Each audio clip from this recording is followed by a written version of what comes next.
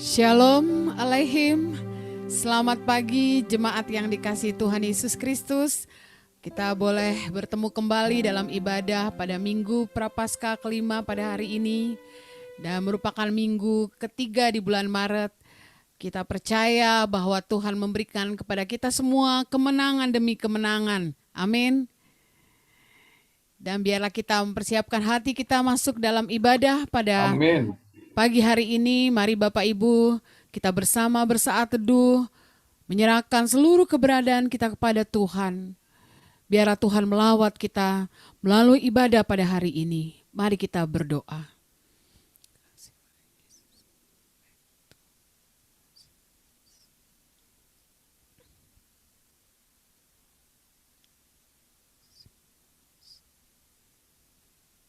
Amin. Tuhan yang penuh dengan kasih, Tuhan yang baik bagi kita semua, telah kita kecap dan kita rasakan akan kebaikannya, memampukan kita menapaki hari sampai pada hari ini. Semua karena Yesus yang sungguh baik. Yesus baik buat saya, Yesus baik buat Bapak Ibu sekalian, Yesus baik buat kita semua. Mari bersama kita kidungkan pujian ini. Yesus malole, malole neo au.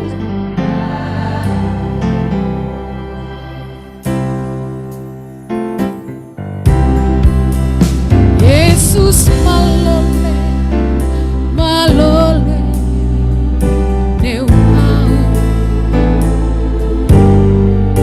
Yesus malole, malole neo itabasa. Oh,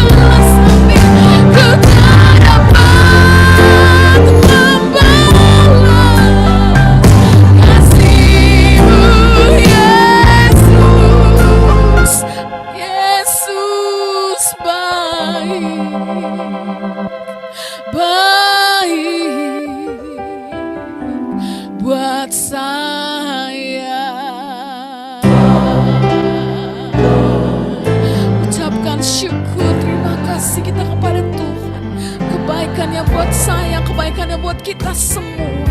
Terima kasih Tuhan, Engkau baik buat kami. Penyertaan-Mu, pengampunan-Mu yang besar buat kami. Kasih-Mu yang tidak dapat dibatasi oleh apapun. Kau baik Tuhan. Kau baik Yesus. Amin. Haleluya. Fotum dan salam akan memberkati ibadah ini. Mari kita berkata, hormat bagi Allah Bapa, hormat bagi Anak, hormat bagi Roh Kudus, ketiganya yang esa.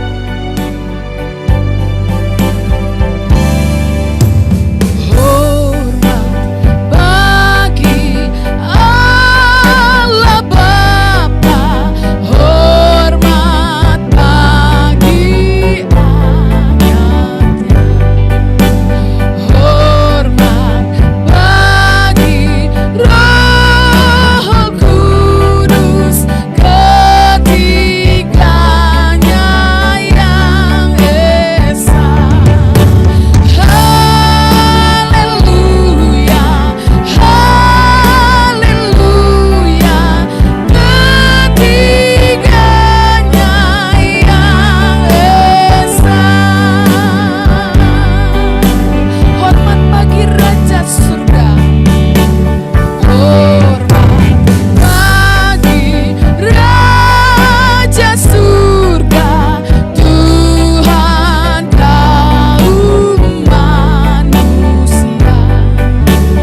Hormat bagi Raja Gereja di seluruh dunia.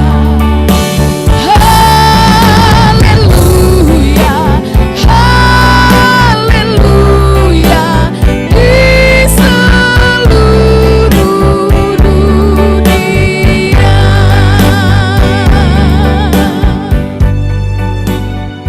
Fotum dan salam.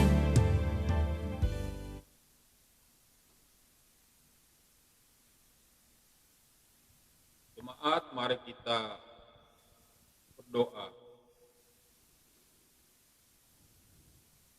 Pertolongan kita ialah di dalam nama Tuhan yang menjadikan langit dan bumi. Kasih karunia, rahmat dan damai sejahtera dari Allah Bapa dan Tuhan kita Yesus Kristus menyertai engkau. Amin.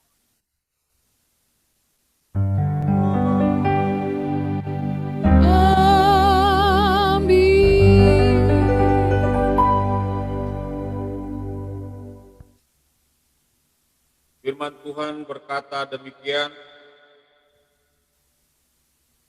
dan sekalipun ia adalah anak, ia telah belajar menjadi taat dari apa yang telah dideritanya.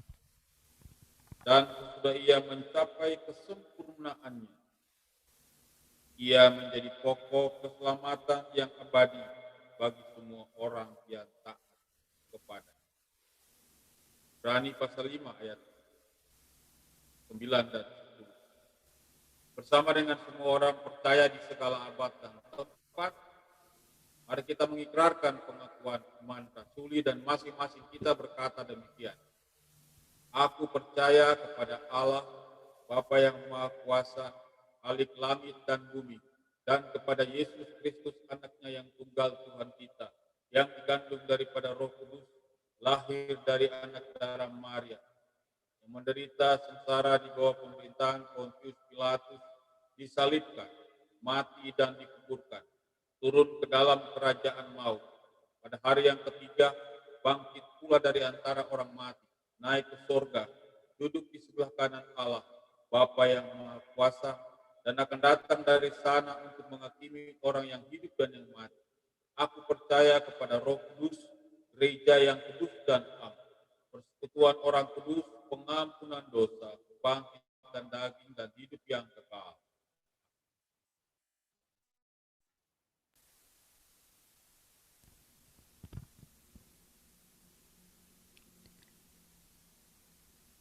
Kita bersama akan masuk dalam doa syafaat.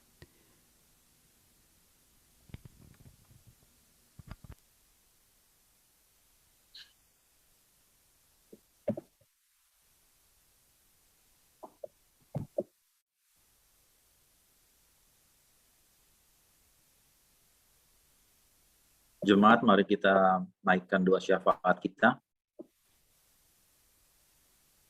Bapa yang kami sembah di dalam nama Tuhan Yesus, kami bersyukur untuk kebaikan dan kesetiaan Tuhan dalam memelihara bangsa kami Indonesia.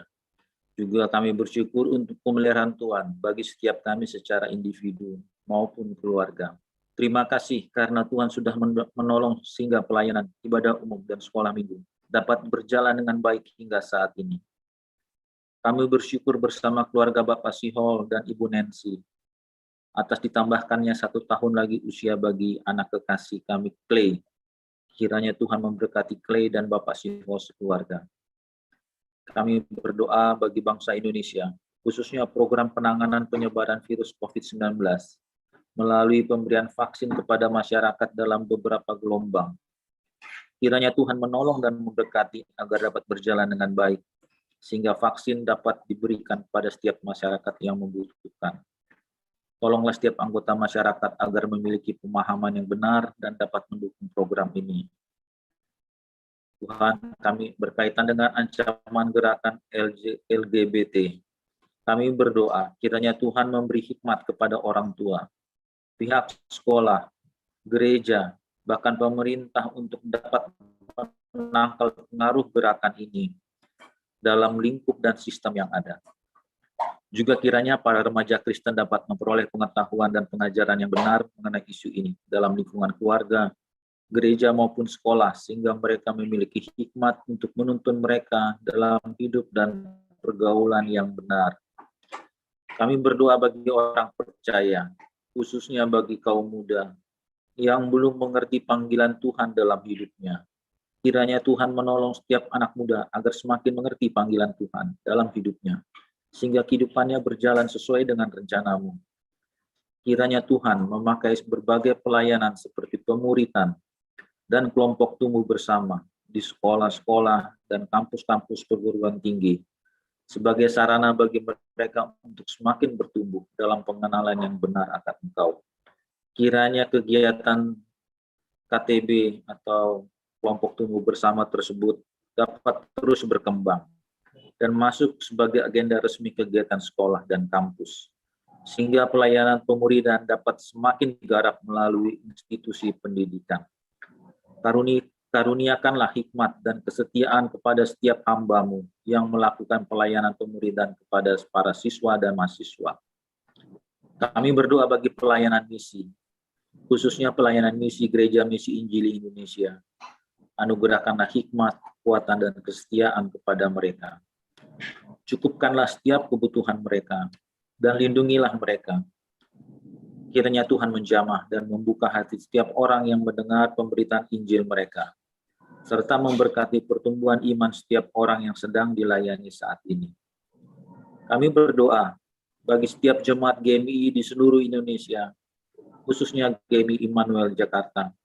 Kiranya Tuhan terus menyatakan kehadiran-Mu bagi setiap jemaat, pribadi lepas pribadi.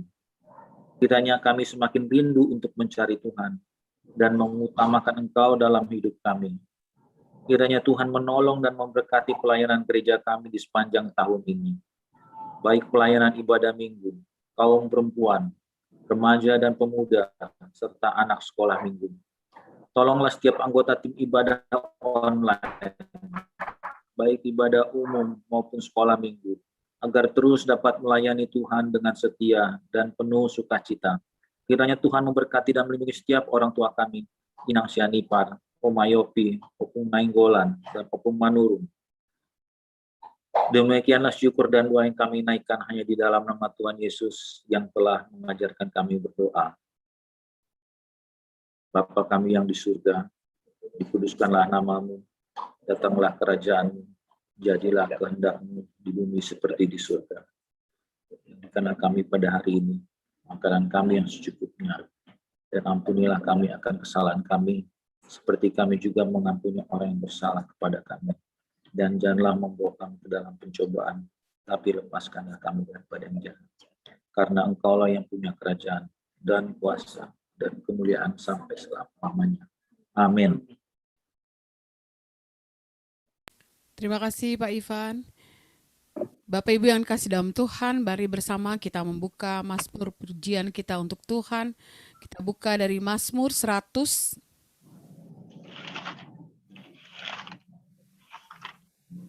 Mazmur 100 ayat 1 sampai dengan ayatnya yang kelima. Mazmur 100 ayat 1 sampai dengan ayatnya yang kelima.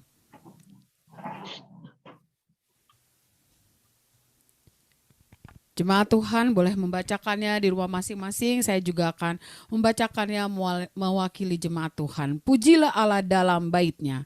Mazmur untuk korban syukur. Bersorak-soraklah bagi Tuhan, hai seluruh bumi.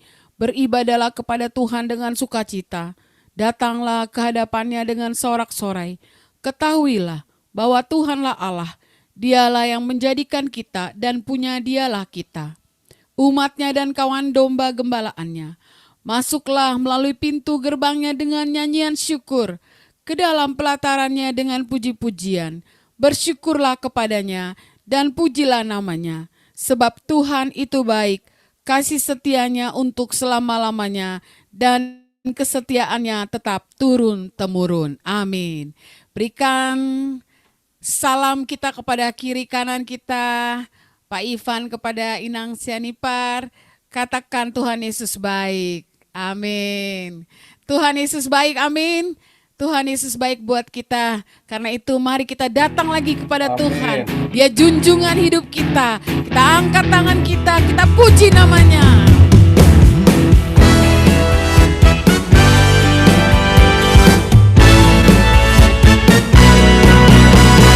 Saat ini datang lagi kepadamu Tuhan, junjungan hidupku. Ku angkat tanganku, ku puji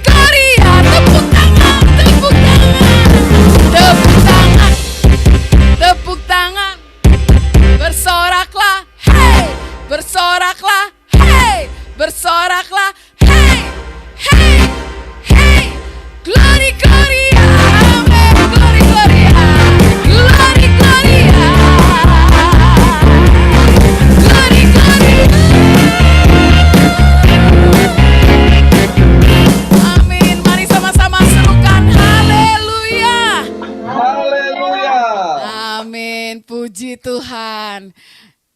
Hanya glory, pujian, hormat kita naikkan kepada Tuhan. Sebab siapakah kita ini? Kita hanya debu tanah liat. Kalau bukan karena anugerahnya, Dia membenarkan kita menjadi orang benar. Itu semua anugerah terindah dalam hidup kita. Amin. Sehingga mari kita bersama mempersiapkan hati kita untuk mendengar Sang Raja Damai itu berbicara melalui kebenaran firman Tuhan.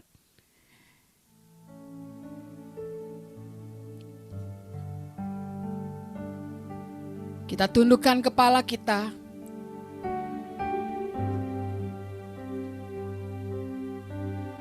Renungkan kasih-Nya yang besar. Kasih-Nya yang tak terbatas dengan keterbatasan kita untuk mengasihinya. Allah yang kasih-Nya luas, lebar dan dalam, tak terselami oleh kita dengan keterbatasan kita. Dia layak untuk terima pujian. Amin. Glory hanya bagi Tuhan. Mari kita sama-sama serukan, glory hanya bagi Tuhan. Glory bagimu Tuhan. Glory bagimu Tuhan. Haleluya. Glory.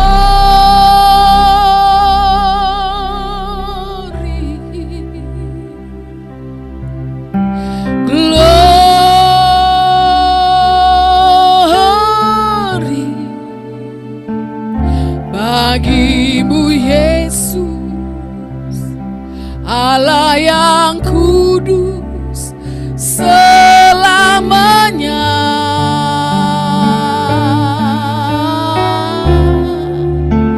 Oh, glory.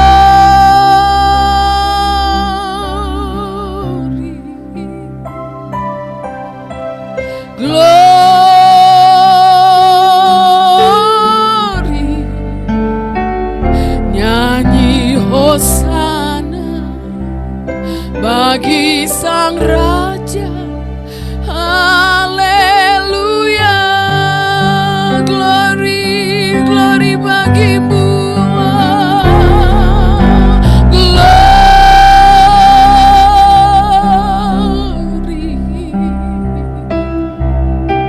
Glory.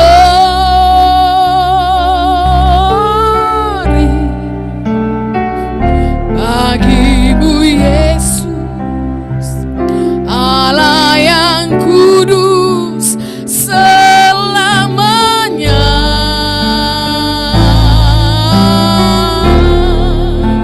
Oh, glory.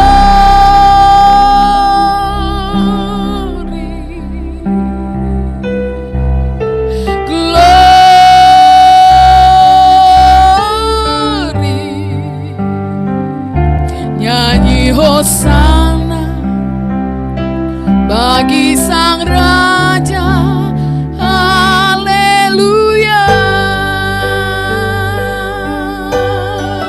Kekudusan-Mu Bapa, pengorbanan-Mu Yesus, penghiburan-Mu Roh Kudus.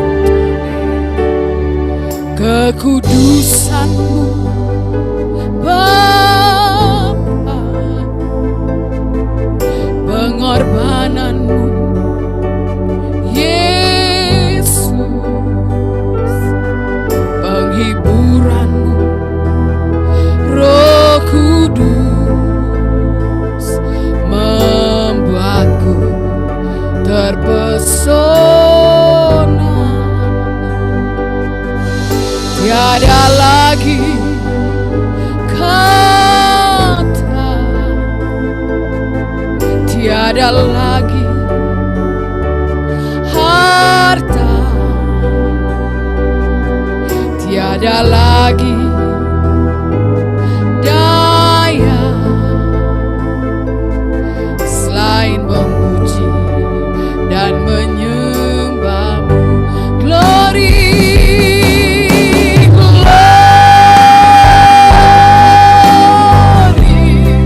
Hallelujah, glory.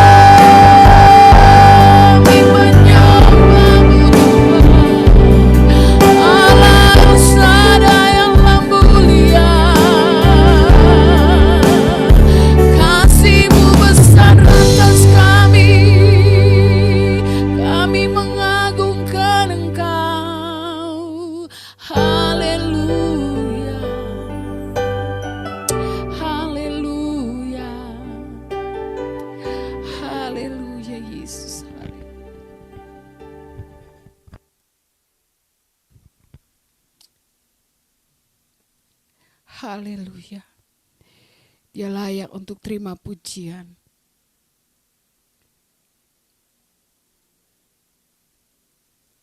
Bapak Ibu yang kasih dalam Tuhan, firman Tuhan akan memberkati kita bersama. Mari kita siapkan hati kita untuk berkata, firman-Mu Tuhan tiada berubah. Dahulu, sekarang, selama-lamanya tiada berubah.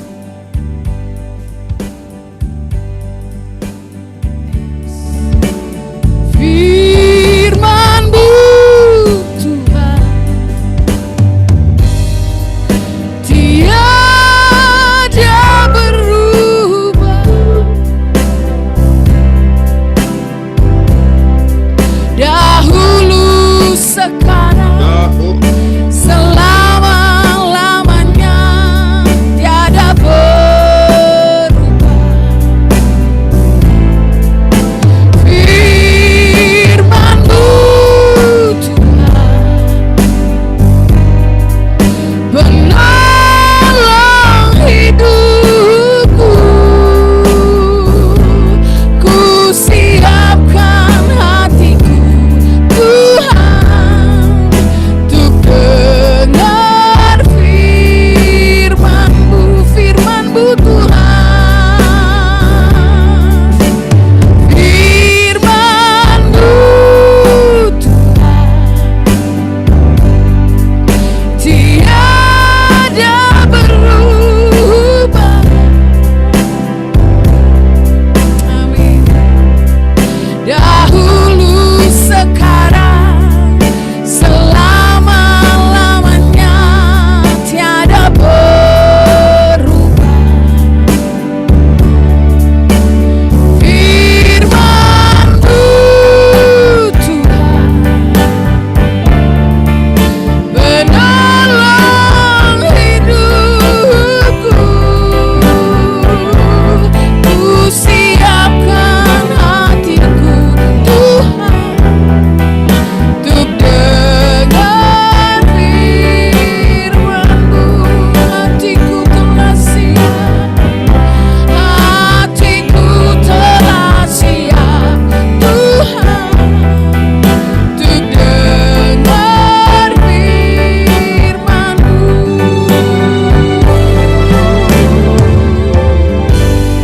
Doa firman Tuhan akan disampaikan oleh Bapak Pendeta Nus Tumena.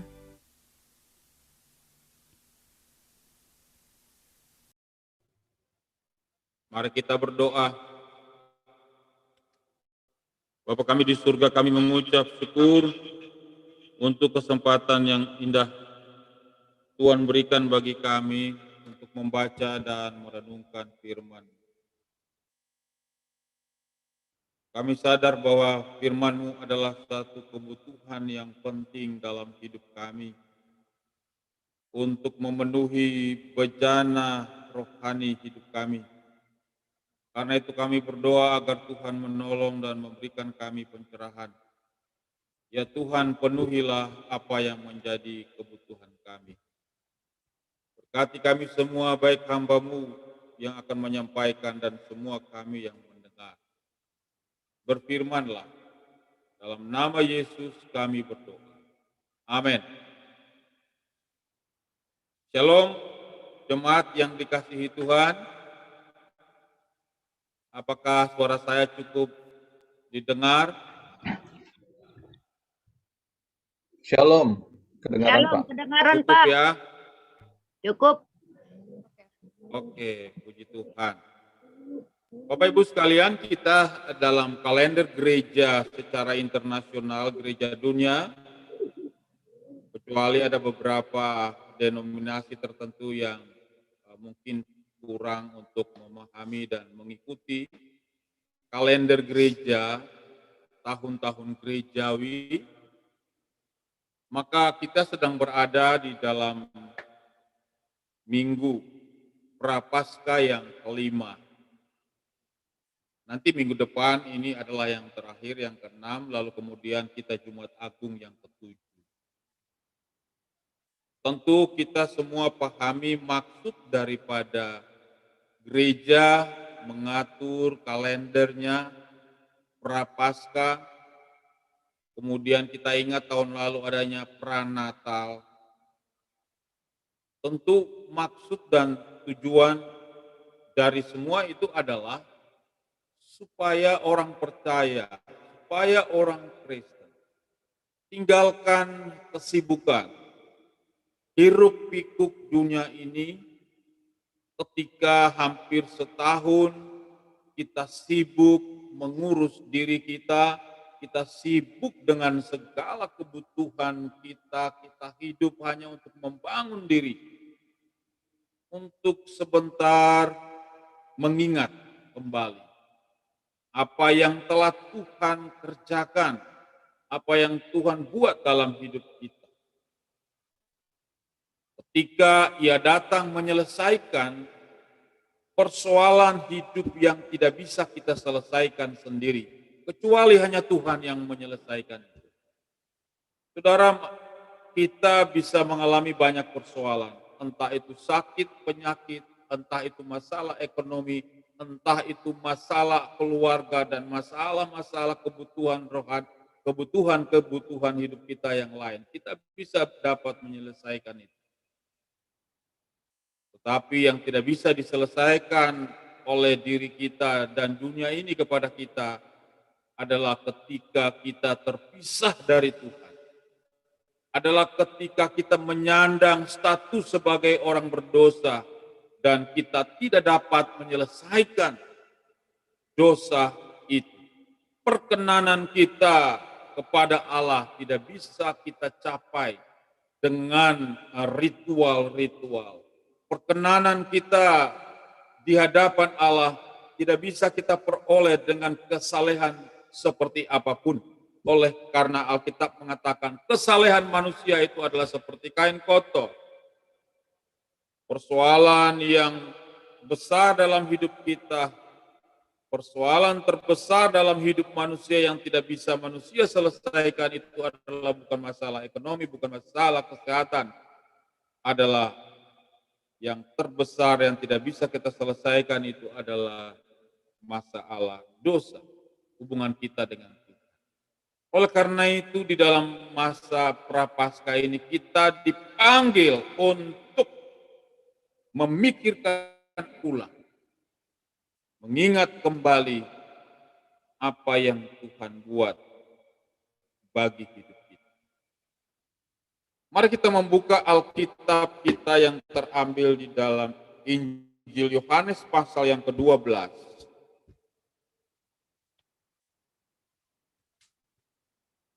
Injil Yohanes pasal 12.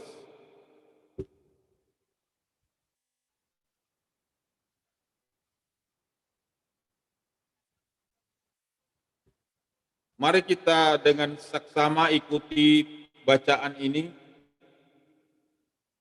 Injil Yohanes pasal 12 ayat 20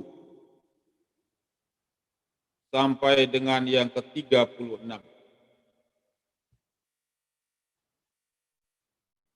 Di antara mereka yang berangkat untuk beribadah pada hari raya itu terdapat beberapa orang Yunani. Orang-orang itu pergi kepada Filipus yang berasal dari Betsaida di Galilea. Lalu berkata kepadanya, "Tuan, kami ingin bertemu dengan Yesus." Filipus pergi memberitahukannya kepada Andreas. Andreas dan Filipus menyampaikannya kepada Yesus. Tetapi Yesus menjawab mereka, katanya, "Telah tiba saatnya Anak Manusia dimuliakan. Aku berkata kepadamu, sesungguhnya jikalau biji gandum tidak jatuh ke dalam tanah dan mati, ia tetap satu biji saja. Tapi jika ia mati, ia akan menghasilkan banyak buah. Barang siapa mencintai nyawanya, ia akan kehilangan nyawanya. Tetapi barang siapa tidak mencintai nyawanya di dunia ini, ia akan memeliharanya untuk hidup yang kekal. Barang siapa melayani aku, ia harus mengikut aku, dan di mana aku berada, di situ pun pelayanku akan berada.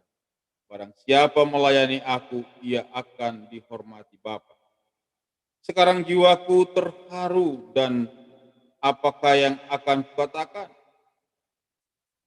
Bapa, selamatkanlah aku dari saat ini. Tidak, sebab untuk itulah aku datang ke dalam saat ini. Bapa, muliakanlah namamu. Maka terdengarlah suara dari sorga. Aku telah memuliakan, dan aku akan memuliakannya lagi. Orang banyak yang berdiri di situ dan mendengarnya berkata bahwa itu adalah bunyi guntur. Ada pula yang berkata seorang malaikat telah berbicara dengan dia. Jawab Yesus, suara itu telah terdengar bukan oleh karena aku, melainkan oleh karena kamu. Sekarang berlangsung penghakiman atas dunia ini. Sekarang juga penguasa dunia ini akan dilemparkan keluar. Dan aku, apabila aku ditinggikan dari bumi, aku akan menarik semua orang datang kepadaku. Ini dikatakannya untuk menyatakan bagaimana cara ia akan mati. Lalu jawab orang banyak itu, kami telah mendengar dari hukum Taurat bahwa Mesias tetap hidup selama-lamanya. Bagaimana mungkin engkau mengatakan bahwa anak manusia harus ditinggikan? Siapakah anak manusia itu? Kata Yesus kepada mereka, hanya sedikit waktu lagi, terang ada di antara kamu. Selama terang itu ada padamu, percayalah kepadanya, supaya kegelapan jangan menguasai kamu. Barang siapa berjalan dalam kegelapan, ia tidak tahu kemana ia pergi. Percayalah kepada terang itu, selama terang itu ada padamu, supaya kamu menjadi anak-anak terang.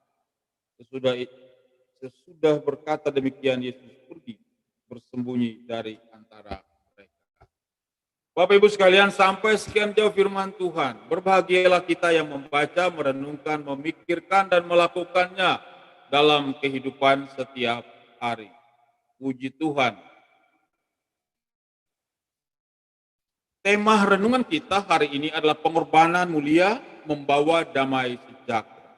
Saya ulangi, pengorbanan mulia membawa damai sejahtera. Yang menjadi fokus renungan kita itu terambil di dalam ayatnya yang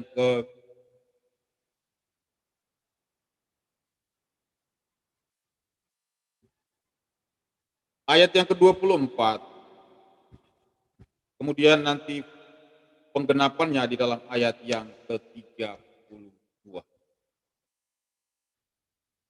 Kita perlu mendalami dan melihat tema ini di dalam kata pengorbanan mulia. Pengorbanan mulia membawa damai sejahtera. Perhatikan ayat yang ke-24. Jadi ayat 24 adalah jawaban Yesus kepada beberapa murid yang berjumpa dengan dia karena ada orang Yunani yang hendak bertemu. Maka di dalam bagian firman Tuhan ini kita dapat melihat bagaimana Yesus sedang mengajarkan kepada para murid tentang waktu di mana ia akan menderita dan mati. Para murid masuk dalam sebuah fase yang baru, bahwa Yesus membawa mereka untuk mereka mengerti bahwa saatnya dia akan menderita dan kemudian mati di sana. Oleh karena itulah, untuk membuka pengertian mereka, untuk membuka dan membangun pengertian mereka supaya mereka dengan mudah dapat mengerti itu, maka ia menggunakan sebuah gambaran tentang biji gandum. Nah, Bapak Ibu sekalian, apa yang Yesus katakan kepada para murid supaya mereka dapat mengerti tentang kematian atau penderitaan dan kematian yang hendak dia alami. Perhatikan ayat 24. Aku berkata kepadamu, sesungguhnya jikalau biji gandum tidak jatuh ke dalam tanah dan mati, ia tetap satu biji saja. Tetapi jika ia mati, ia akan menghasilkan banyak buah. Puji Tuhan, sebuah ilustrasi dan gambaran yang sangat indah yang Yesus berikan bagi para muridnya.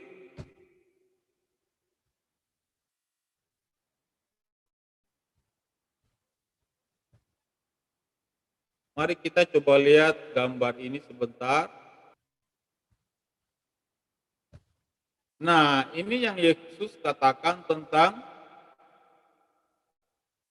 gandum. Ada 4 pulir gandum, di dalam pulir ini ada biji-biji gandum. Tanaman yang memang populer di Timur Tengah. Kalau memang pada waktu itu ada orang Indonesia dari NTT, Yesus akan bilang begini, jikalau biji jagung tidak jatuh dan mati, gitu ya, maka dia hanya sebiji saja. Nah, tapi kebetulan di Timur Tengah yang populer itu adalah gandum. Atau mungkin juga kalau untuk orang Indonesia, dia akan bilang begini, kalau biji mangga, kalau biji duren, apalagi? Oh iya benar, padi ya. Kalau satu biji padi tetap saja tidak mati, maka dia tetap hanya satu. Nah, oleh karena itu, apa yang dimaksudkan? Bahwa jikalau biji gandum itu tidak mati, tidak ditanam dan mati, maka dia tetap adalah satu. Artinya di sini ada pelipat gandaan, gitu ya. Bapak Ibu sekalian, sebenarnya ketika biji gandum atau tanaman biji-bijian apa saja, biji mangga, biji salak, biji padi, biji jagung, ketika kita tanam dan masuk di bawah permukaan tanah, kemudian dia akan tumbuh. Nah, sebenarnya itu mengapa bisa terjadi?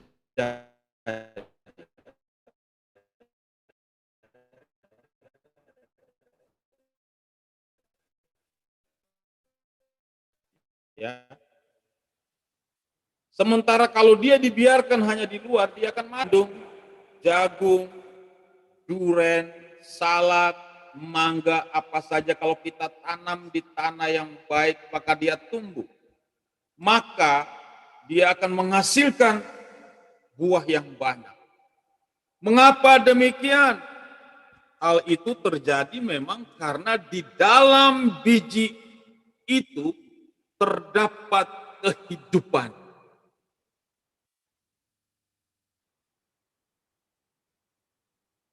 Kehidupan itu yang memungkinkan dia akan tumbuh dan kemudian menghasilkan kehidupan yang lain.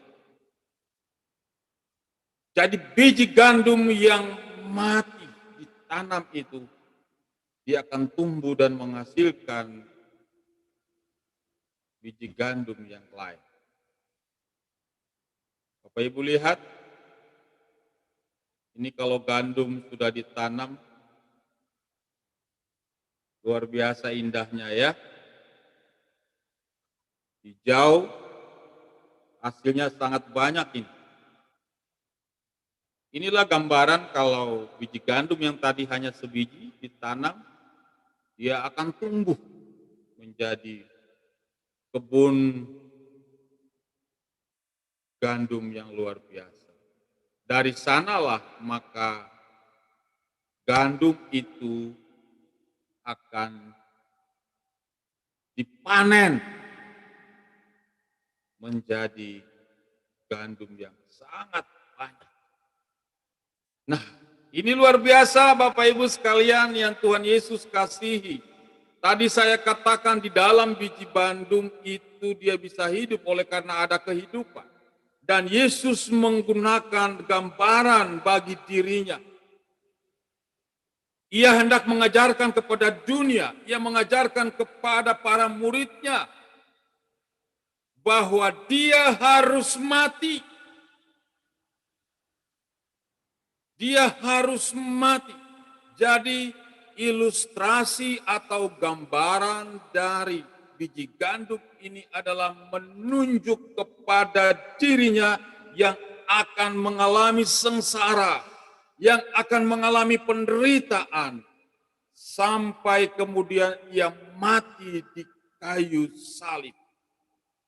Saya ulangi kalimat yang penting. Di dalam biji gandum itu ada kehidupan. Itulah yang memungkinkan ia tumbuh. Bahwa Kristus itu adalah kehidupan itu. Yesus adalah jalan kebenaran dan kehidupan itu. Meskipun ia harus mati secara fisik, tetapi karena dia adalah Allah, dia adalah kehidupan itu, maka kematian itu tidak bisa mengalahkan.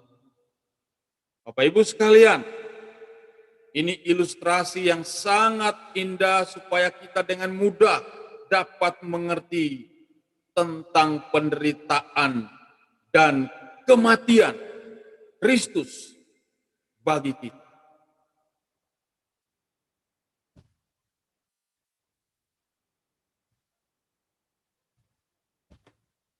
Bukti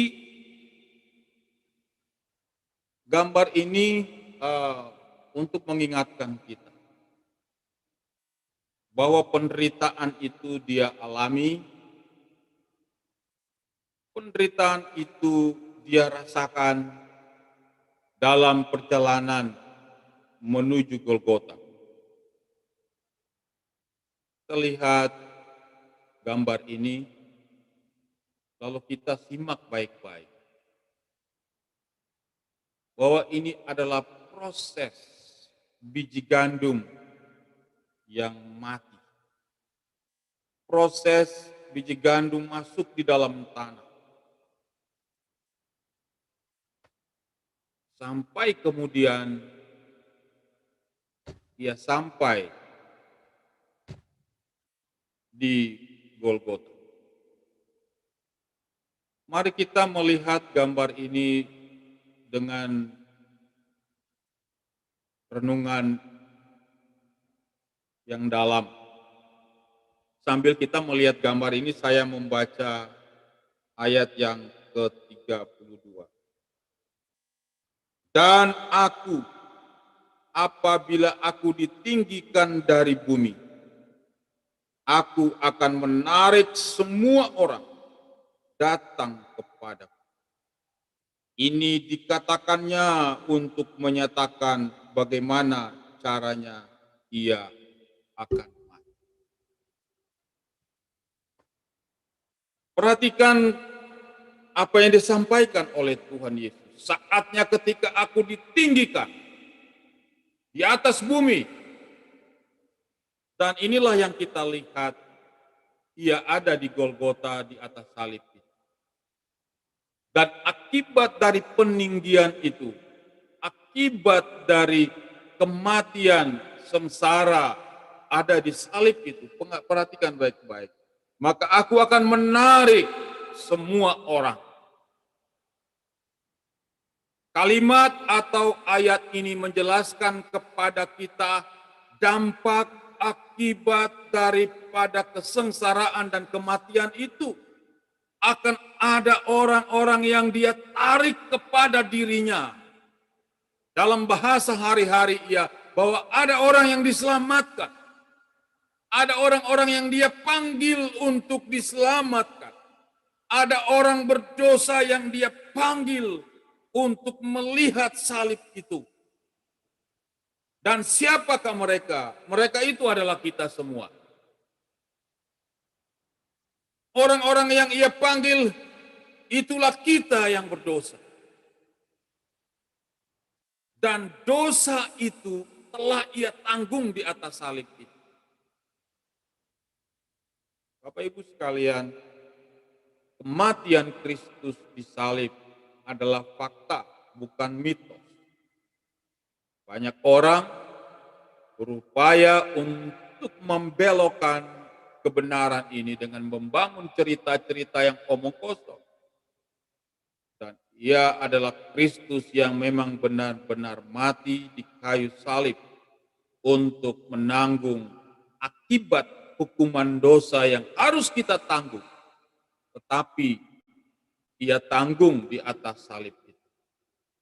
Jadi di waktu Prapaskah inilah mari kita memandang Dia yang ada di salib itu, bahwa seharusnya kita ada di sana, mengalami seperti itu. Tetapi ia telah menggantikan kita. Makna salib bagi saudara dan saya, makna salib bagi saudara, bagi kita semua adalah bahwa ia menggantikan saya di salib. Orang berdosa supaya saya mengalami hidup yang kekal. Jadi di salib itu mulia. Di salib itu kasih Kristus dan juga murka Allah bertemu di sana. Bahwa dosa harus dihukum. Tapi pada saat yang sama kasih Tuhan juga harus dijalankan. Maka luar biasa makna salib bagi kita. Jadi di salib itu bukan ada jin kafir. Bukan. Di salib itu bukan seperti yang dikatakan oleh Pak Ustadz Somad itu. Bagi kita salib itu sangat mulia. Dan itu adalah jalan keselamatan bagi kita. Bapak Ibu jemaat yang dikasihi Tuhan, inilah ilustrasi yang Yesus katakan tentang biji gandum yang mati. Lalu kalau begitu, di dalam tema ini apa yang Yesus hendak ajarkan bagi kita? Dalam surat Ibrani tadi dikatakan bahwa ketika Yesus ditinggikan, maka dia itu akan menjadi pokok keselamatan bagi kita. Apa yang Yesus ajarkan bagi kita di dalam bacaan firman Tuhan ini? Mari kita coba melihat, lalu kita menghukumkannya bagi diri kita sebagai seorang pengikut Kristus. Yang pertama, Yesus menasihati kita supaya kita jangan menjadi orang Kristen yang cengeng. Perhatikan ayat 25. Barang siapa mencintai nyawanya, barang siapa tidak mencintai nyawanya, dan seterusnya. Barang siapa mencintai nyawanya, dia akan kehilangan nyawa. Setelah Yesus berbicara tentang biji gandum tadi, bahwa dia akan mati, maka dia sedang mengajarkan bahwa dia sendiri tidak menyayangi dirinya. Bahwa dia sendiri tidak menyayangi nyawa. Sebagai seorang yang akan menanggung hukuman dan dosa, ia sendiri mengajarkan itu dan dia sendiri melakukan itu. Luar biasa. Jadi mari kita menjadi pengikut Kristus yang bukan pengikut Kristus atau orang Kristen yang abal-abal. Bukan menjadi orang Kristen yang cengeng. Mari kita menjadi orang Kristen yang sungguh-sungguh kokoh, tangguh, dan kuat. Oleh karena Tuhan kita bukan Tuhan Yesus yang pengecut, menghindarkan diri dari kesusahan dan penderitaan. Yesus tidak memperlihatkan sedikit pun keluhan ketika dia mengalami kesulitan. Yesus tidak memperlihatkan sikap lemah. Ia tidak mundur dari kesulitan. Ia tidak mundur dari kematian yang menghadapi. Tapi dia tabah, firman Tuhan berkata. Ia maju terus menghadapi kematian. Bapak Ibu sekalian yang Tuhan Yesus kasihi, bagian ini menolong kita supaya kita menjadi orang Kristen. Bagian ini menolong kita supaya kita menjadi anak-anak Tuhan, menjadi orang percaya yang kokoh dan tangguh dalam mengalami penderitaan, dalam mengalami kesulitan. Perhatikan baik-baik. Apa yang Yesus ajarkan buat kita?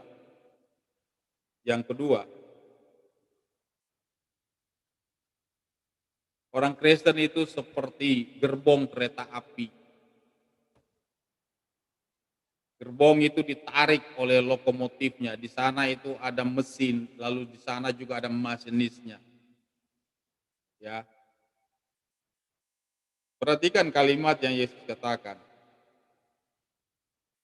Barang siapa melayani aku,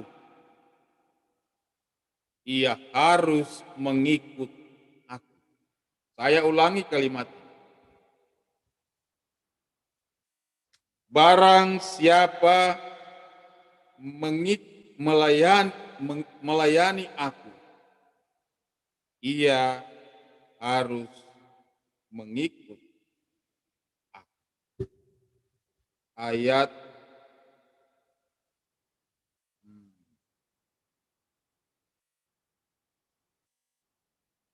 25 sampai dengan 26. Perhatikan baik-baik. Barang siapa melayani aku, ia harus mengikut aku. Jadi kereta api itu, gerbongnya itu nggak bisa kemana-mana. Dia sangat bergantung kepada lock yang di depan. Jadi perhatikan apa yang Yesus katakan. Barang siapa melayani aku, dia harus mengikut aku. Ia harus mengikut aku, artinya Yesus di depan. Kemana Yesus pergi, disitulah kita mengikuti dia. Apa artinya mengikut aku? Ingat Bapak Ibu sekalian, kalimat ini muncul di dalam konteks Yesus sedang menyampaikan tentang penderitaan dan kematian yang harus dia hadapi. Mengikut aku. Apa artinya? Artinya kalau Yesus itu memang mati dan menderita, dia siap untuk mengalami itu, maka begitu jugalah pengikut-pengikutnya. Itulah makna mengikut aku. Jadi banyak orang mengatakan aku pengikut Kristus. Banyak orang berkata aku murid Kristus, aku mau mengikut dia. Tapi benarkah itu? Ketika kita masuk di dalam sengsara dan penderitaan, lalu kita berkata kepada guru kita, oh bagaimana mungkin mengikut dikau dalam keadaan seperti ini? Jadi Bapak Ibu sekalian, penting sekali kita membaca berulang-ulang kali makna Yesus berkata, barang siapa melayani aku, dia harus mengikut aku. Yang saya mengerti, mengikut Yesus itu adalah jalan penderitaan di dalam konteks ini. Oleh karena itu saudara, jangan kita telip tipis telinga terhadap khotbah-khotbah yang mengatakan bahwa ikut Yesus kita harus kaya, ikut Yesus kita harus makmur, ikut Yesus tidak boleh sakit, ikut Yesus kita harus punya mobil mewah, ikut Yesus kita harus punya uang banyak. Omong kosong. Yang seperti itu orang yang tidak mengenal Allah pun dapat mengalaminya. Yang seperti itu Yesus bilang bahwa aku sudah sediakan bagimu. Saudara, mari kita menjadi pengikut Kristus yang sungguh-sungguh punya perspektif yang benar. Mengikut aku. Mengikut Yesus. Saya khawatir kita justru berseberangan, berpapasan dengan Yesus di jalan. Saya khawatir kita tidak berada di belakang Dia. Memilih jalan sengsara.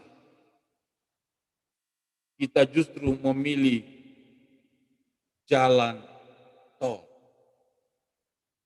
Saya khawatir kita berpapasan di jalan dengan Yesus. Bukan kita sedang mengikut Dia. Ia sedang berjalan ke Golgota untuk mati bagi kita. Dan kita harus ada di belakang. Tapi kita meninggalkan jalan kita. Saudara-saudara, banyak sekali dalam kehidupan ini orang Kristen mengikut Yesus tetapi tidak punya perspektif yang sama seperti yang diajarkan oleh Tuhan Yesus. Kekristenan kita perlu diuji. Kekristenan kita terus perlu untuk disaring. Apakah kita sungguh-sungguh memang mengikut Dia? Apakah kita sungguh-sungguh sudah merasakan dan mengalami apa yang Dia lakukan? Nah, saudara-saudara yang dikasihi Tuhan, mari kita menjadi pengikut Kristus yang sejalan dengan Dia. Mari kita menjadi pengikut Tuhan yang selaras dengan apa yang Dia mau. Apa yang diajarkan oleh Tuhan Yesus ini benar-benar berseberangan dengan segala keinginan duniawi dan keinginan kita. Bahwa kita selalu menginginkan yang enak dan baik dan senang. Tapi pada sisi lain Yesus mengajarkan kepada kita bahwa kita siap untuk menderita karena namanya. Oleh karena namanya. Ketaatan Kristus adalah menjadi contoh bagi kita. Jadi mengikut Kristus itu karena memang ada hal penting yang dapat kita lihat di dalam hidupnya. Dia taat kepada Bapa di surga untuk segala yang hendak Ia alami. Lalu kemudian Dia siap menderita dan mati untuk menebus hidup kita yang berdosa. Pengorbanan mulia mendatangkan damai sejahtera. Yesus membeli diri, Yesus memberi hidup, Ia mati bagi hidup kita. Karena kematian dampaknya bagi kita mengalami damai sejahtera. Shalom, berdamai dengan Allah. Kalau begitu, dalam hidup saya, apa yang bisa saya lakukan? Kalau kita sudah punya pemahaman tadi, bahwa kita harus mengikut Dia. Bahwa oleh karena kematian, di dalamnya ada pengorbanan.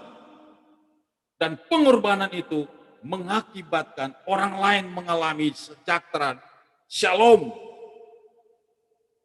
Oleh karena pengorbanannya itu, maka kita mengalami kebaikan dan damai sejahtera dari Allah. Hal ini juga akan menjadi prinsip kehidupan dalam hidup kita, Bapak Ibu sekalian. Apakah kita juga siap berkorban supaya orang lain mengalami shalom? Apakah kita juga mau berkorban supaya orang lain mengalami sukacita dan orang lain mengalami Allah, mengalami damai sejahtera? Penting sekali bagi kita dalam kehidupan sehari-hari, keluarga, hubungan dengan sesama. Prinsip pengorbanan ini juga perlu. Pengorbanan yang kita lakukan supaya orang lain mengalami kebahagiaan. Kita harus berkorban seperti yang Yesus sudah katakan, seperti yang Yesus sudah lakukan. Kalau kita mau mengikut Dia, maka marilah kita juga di dalam hidup ini mau berkorban. Mau melayani Dia, kita juga mau berkorban supaya orang lain mengalami shalom. Ada kisah pendek tentang seekor ulat dan daun yang hijau. Pada suatu ketika baru saja selesai musim hujan, kurang lebih 2 bulan. Maka daun itu kelihatan hijau dan segar. Dari jarak beberapa meter merengseklah seekor ulat. Maka bercakap-cakaplah si ulat dan daun hijau ini. Daun hijau ini melihat bahwa dirinya sangat segar. Karena baru saja hujan. Lalu kata si ulat, bolehkah engkau membantu aku? Aku lapar. Maka si daun hijau itu melihat pada dirinya yang gemuk, segar. Maka dalam pikirannya, ia berkata, tidak mengapalah, saya kan juga segar. Saya memberikan sedikit dari diriku yang segar dan hijau ini kepada sang ulat. Maka dengan mendekatkan dirinya, sang ulat mulai memakan bagian dari daun ini. Maka sang ulat pun menjadi kenyang. Daun hijau ini tidak merasa rugi karena toh di dalam hatinya ia berkata, walaupun terjadi bintik-bintik dan bolong-bolong pada diriku, tetapi yang penting sang ulat juga bisa hidup. Maka mereka berdua berpisah. Beberapa waktu kemudian datanglah musim panas. Datanglah musim panas yang cukup, maka daun yang tadinya hijau yang telah dimakan oleh ulat itu mulai menjadi kering. Lalu sebentar lagi dia jatuh ke tanah. Daun yang sudah kering itu dihempas oleh angin, dikumpul oleh manusia dan kemudian dibakar. Jemaat yang dikasihi Tuhan, demikianlah kisah daun yang hijau dengan ulat yang kelaparan. Dari sana kita dapat memperoleh prinsip kehidupan. bahwa mari kita janganlah hidup untuk diri kita, tetapi kita berkorban bagi pekerjaan Tuhan. Kita berkorban untuk membantu dan menolong orang lain supaya juga mereka mengalami damai sejahtera. Kita tinggalkan kesombongan, kita tinggalkan keegoan kita tinggalkan rasa ego dan cinta diri kita. Apakah kita mau memberi hidup dan berkorban juga bagi orang lain? Landasannya adalah karena Kristus juga telah melakukan itu bagi kita. Puji Tuhan, Yesus tidak hanya menasihatkan kita untuk melakukan demikian, tetapi perhatikan apa ayat selanjutnya sebagai penutup dari renungan kita. Perhatikan baik-baik. Bagi kita yang mau berkorban, bagi orang lain, bagi kita yang telah mengerti dan memahami betul tentang apa yang Yesus kerjakan dalam hidup kita, bagi kita yang telah mengalami Tuhan dalam hidup kita, dan kita mau berkorban. Firman Tuhan berkata bahwa ayat 26, barang siapa melayani aku, ia harus mengikut aku, dan di mana aku berada, di situ pun pelayanku akan berada. Barang siapa melayani aku, ia akan dihormati Bapa. Dua makna rohani dari bagian ini, bahwa kita yang berkorban, kita yang melayani Tuhan, kita akan selalu selamanya bersama-sama dengan Yesus. Selalu dan terus-menerus bersama-sama dengan Dia sampai di dalam kekekalan. Lalu firman Tuhan juga berkata, maka kita juga dihormati oleh Allah Bapa. Luar biasa siapakah kita? Kita adalah orang-orang yang telah ditebus dari dosa dan maut. Kita adalah orang-orang yang mau berkorban untuk melayani Tuhan dan sesama. Maka firman Allah berkata, Allah Bapa menghormati saudara. Saudara mendapat pujian dan penghormatan dari dunia atau manusia saja, hati kita itu sudah melonjak lebih tinggi dari gunung. Dapat pujian dari dunia, hati kita melonjak luar biasa. Tetapi perhatikan apa yang kita akan rasakan dan alami. Firman Allah berkata kita dihormati oleh Allah, bukan oleh dunia ini. Kita dihormati oleh Allah, bukan oleh dunia ini. Mari kita berkorban. Seperti apa yang sudah Yesus lakukan bagi kita. Amin. Mari kita berdoa. Terima kasih Bapa di sorga, kami mengucap syukur karena firman-Mu hidup dan menghidupkan. Hamba berdoa untuk semua jemaat Tuhan yang mendengar dan mengikuti ibadah dan mendengarkan firman Tuhan ini. Biarlah Allah Roh Kudus bekerja, biarlah Tuhan sendiri yang berkarya untuk menghidupkannya dalam hati dan hidup kami.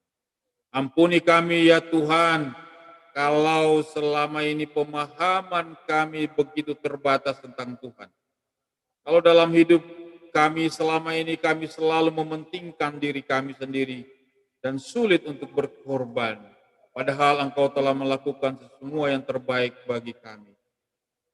Sucikan dan kuduskan kami. Bawalah kami untuk makin mengerti. Dan kami mengikut Engkau kemanapun Engkau pergi. Teladan yang telah Engkau berikan bagi kami. Terpujilah Tuhan, dalam nama Yesus kami berdoa. Amin.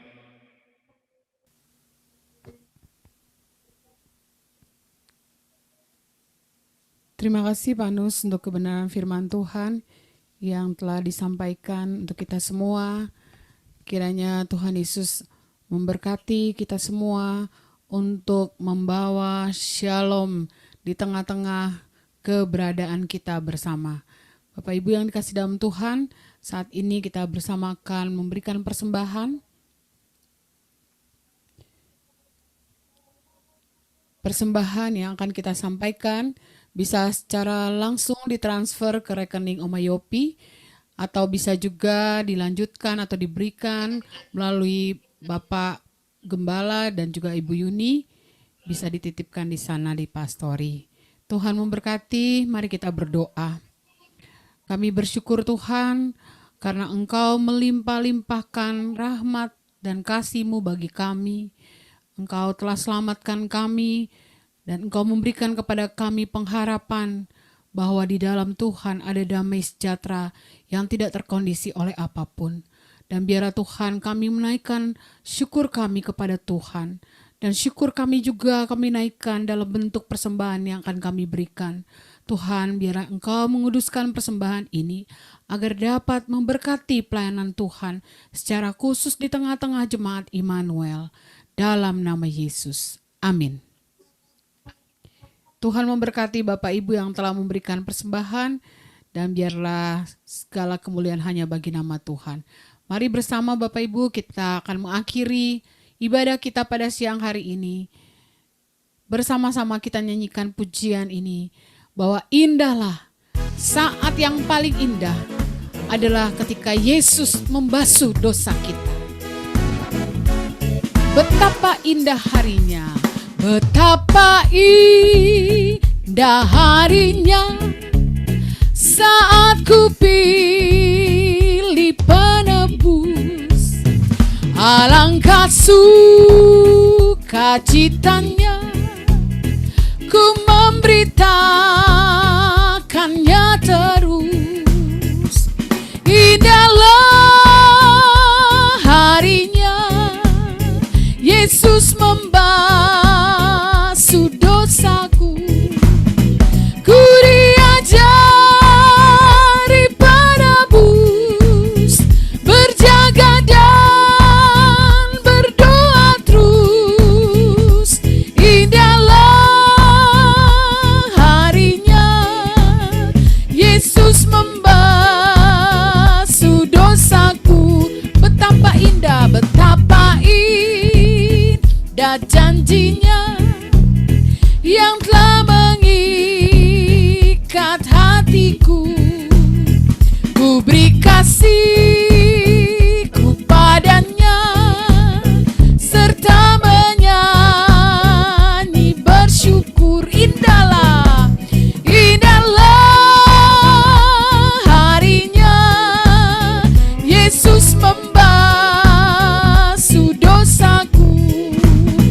Ku diajari penebus, berjaga dan berdoa terus. Indahlah harinya, Yesus membasuh dosaku. Marolopolop, marolopolop tondiki, ainang titobus Jesusi.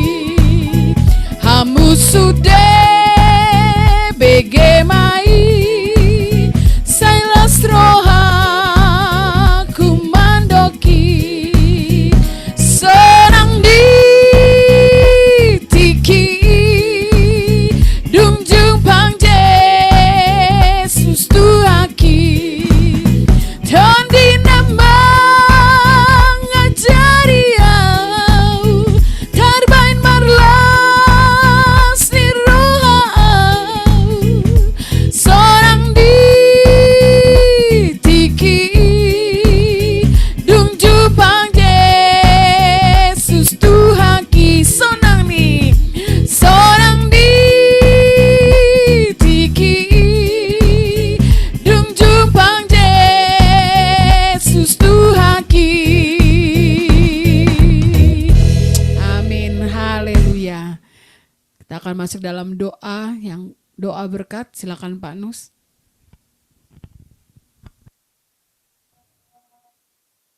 Mari kita berdoa. Bapa di surga, terima kasih. Kami bersyukur karena Tuhan telah menolong dan memberkati kami dari awal sampai saatnya kami akan mengakhiri ibadah. Soli Deo Gloria, hormat dan kemuliaan hanya bagi Tuhan. Kami sekali lagi berdoa untuk jemaat Tuhan yang tidak dapat mengikuti ibadah ini oleh karena berbagai-bagai hal, persoalan yang terjadi dalam hidup mereka. Tuhan tahu segala sesuatu, dalam kemahatauan-Mu Engkau dapat mengerti dan Engkau juga yang akan menolong dan menyertai mereka.